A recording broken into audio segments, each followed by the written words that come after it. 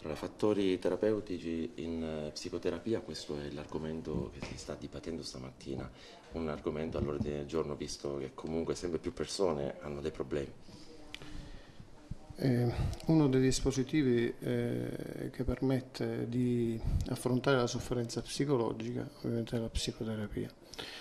Ora, non basta che ci sia l'etichetta di psicoterapia perché avvengano dei cambiamenti, delle trasformazioni o addirittura la guarigione del paziente.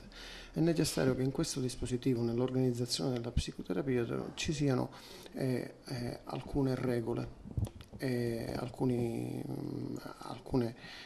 attitudini del terapeuta, alcuni impegni del terapeuta e alcune capacità anche tecniche del terapeuta.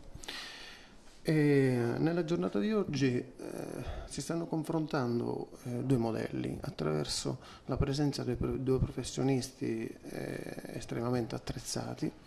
Uno è Daniela Moggi, una psicanalista della Società Psicanalitica Italiana, e il professore Giuseppe Rula è stato presidente della facoltà di psicologia di Palermo, è un eminente gruppo analista.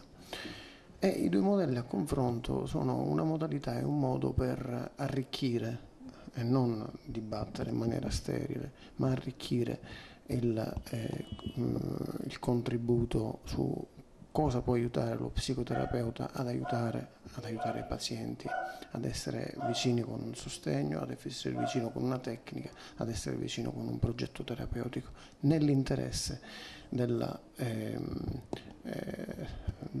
guarigione del paziente stesso.